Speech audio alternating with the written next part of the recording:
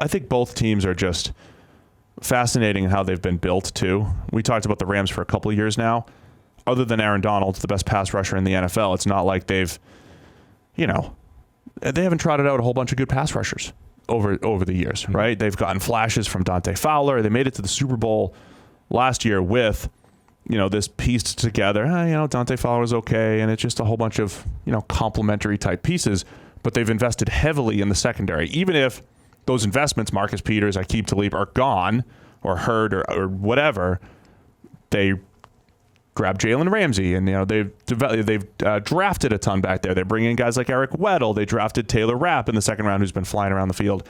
And then the Ravens invested heavily in their secondary and decided to go with fewer pass rushes. We've used that as a common theme describing them for a while. So there's a lot of similarities, I think, in how the back seven, how the defense has been built.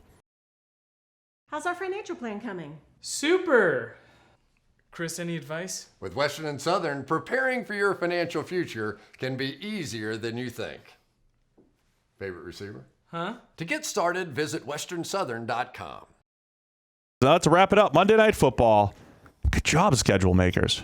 I mean, if the Rams were a little bit better this year, really good job, schedule makers. But, they're still capable. Ravens at the Rams, Monday Night Football. As ugly as it's been offensively for the Rams in recent weeks, and Goff with his 20 turnover-worthy plays and all that stuff, the Rams defense has been much better, much like the Ravens defense has been much better since the Marcus Peters trade. Ironically. That's the interesting thing to me is the Rams defense getting a shot at this Baltimore offense, right? Because right now the Ravens offense is like, how the hell do you even stop this thing? What is the game plan? As much as the Rams generally have been struggling, Wade Phillips is a really smart defensive coordinator. He generally has really good game plans in terms of at least how we're supposed to shut people down. Whether or not they're capable of executing it or not is a different matter, right? That's kind of Wade. It's not really, he's not like a game plan oriented coach that's going to come up with something crazy. Right. But he's going to say, here are the things they do well. Here are the things we need to stop. Within the structure of our defense, here's what to focus on. He has a pretty good history of doing that stuff. Right. Would you stop messing with the equipment here? Am I still on? Yeah. So I'm excited to see how Wade Phillips' defense attacks this offense. I'm also excited to see what kind of impact Aaron Donald can have against an offense that is kind of already naturally built to minimize his effect. Right? Whether it's running to the perimeter. They do a lot of things that should minimize the impact Aaron Donald has. Run power that double teams the three technique where he is, that type of thing. That being said, Aaron Donald is good enough to wreck that kind of stuff anyway. So he does need to have a big game for them to have any shot of slowing down this offense. I'm just generally interested to see how good a job that defense is able to do against this Baltimore offense, which has been pretty ridiculous. Have Donald spy Lamar. I mean, But seeing those two, obviously you can't keep up with Lamar, but those two freak athletes on the field at the same time, that'll be cool. Yeah. Also, Cory Littleton is a good coverage linebacker who is more important in this game than most because the primary place Baltimore wants to go with the ball is those tight ends, Mark Andrews, all that kind of stuff. That's into Littleton's wheelhouse. I was going to bring him up because he could be the guy. He's pretty athletic. He could be one of those guys. You don't always have to dedicate a spy to Lamar, but you have to have, zone eyes on him or, keeping an eye on him in general. I think Littleton's going to be a key player in this for sure. Yeah. I think, ends, as you said. I think he's bigger because of the impact he can have on the tight ends than dealing with Lamar. I honestly don't think teams should concern themselves too much with sort of dedicating the spy to Lamar and, keeping eyes on him at all times. I think you rush disciplined. You give him the Aaron Rodgers treatment, right? Which is, look, let's just be aware of what can happen if he breaks the pocket and starts doing crazy things, right? Let's rush with the intention of keeping him in there, and then let's just rely on us being able to cover. Because he doesn't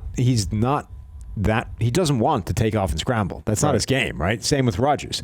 They don't want to do that. They will if you give them the opportunity, but if you just, rush disciplined and contain them, they will stay in there. At which point, I think you're far better off just relying on keeping him in the pocket and making plays on the back end than you are, all right, we're going to rush with the band and get some pressure on him and hope that the linebacker can stick with him in the open field because he's spying him. That just strikes me as setting yourself up for failure. Yeah, there's a lot of good stuff to watch in this game. And then, as you said, the other side of the ball is pretty interesting as well. Baltimore's defense has been cooking since they made those trades, since they got people back healthy in the secondary. Rams' offense has been bad, but they did make some pretty interesting changes last week in terms of blocking schemes, in terms of 2 new guys on the offensive line, both of which seem to upgrade matters and help them. We're going to see, Jared Goff cut down on those turnover-worthy plays with some of those playmakers in the Ravens secondary.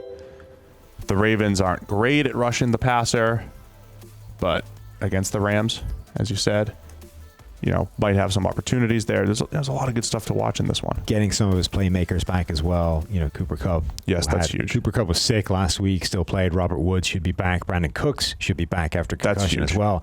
So now you're suddenly back to being a fully populated receiving core instead of relying on can guard Mike, the other Mike Williams. Not great. Mike. Why do I think Mike Williams is not his name? Thomas. Michael Thomas, that's right. Michael Thomas and Mike Thomas. I knew that wasn't right. Instead of relying on can guard Mike, the other Mike Thomas. Yeah. A lot of good stuff to look at here. The Rams had an 84 pass blocking grade as a team last week against the Bears. They've only had 2 games above 80. You could make the argument that both those rookies upgraded their position this year. I think one of them definitely did. Having said that, they basically didn't want to pass the ball at all last week, so we're working on very limited. Yeah, I'm saying this pass blocking grade in a very controlled scheme. Like Bobby Evans in particular, yes, he did a good job pass blocking. On the other hand, they really didn't want him pass blocking a lot, so it didn't happen very much. So it's probably an upgrade over Havenstein, based purely on how bad Havenstein has been this year. Yeah. But it would be very premature to be sure of that. Right. Very, very early there. I think both teams are just fascinating in how they've been built, too. We talked about the Rams for a couple of years now.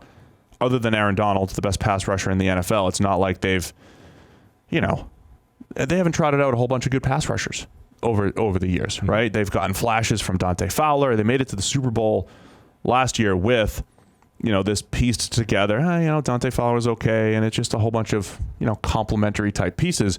But they've invested heavily in the secondary. Even if those investments, Marcus Peters, Aqib Talib, are gone or hurt or whatever, they grabbed Jalen Ramsey, and they've drafted a ton back there. They're bringing in guys like Eric Weddle. They drafted Taylor Rapp in the second round, who's been flying around the field. And then the Ravens invested heavily in their secondary and decided to go with fewer pass rushes. We've used that as a common theme describing them for a while. So there's a lot of similarities, I think, in how the back seven, how the defense has been built. You go on all this talk about how impressive the Rams have been and leave out Troy Hill. What's Troy Hill's grade right now? Oh, yeah, it's pretty good. 79.9. But you should have had Cory Littleton as their most underrated player for that article. Whatever. PFF.com, most underrated player on every team. Go check it out. Troy Hill's kind of fun. Oh, God. Seriously? Save it for the... He's good. Save it for the My Guy Patreon. He was all of our guys. He was good in college. Right. And he's good now. And he's good against the run as well, despite being like my size. Yeah. No, he's always been in there and willing to tackle, I think. David Long is also getting on the field now.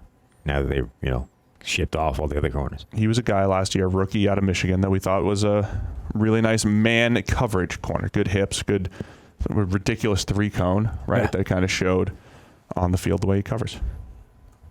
Great. All right, we're out. Great. We're done. It's going to be a great game. We all taking Baltimore except... Nobody. Oh, no. Yeah, there is. Bruce. Of course. It's always Bruce. Yeah. Come on, Bruce. Renegade Bruce. Second best arm in the office. Bruce Gradkowski. You want to get rid of me and get back to more great PFF YouTube content? All you have to do is push that button right there and subscribe. Thanks for watching.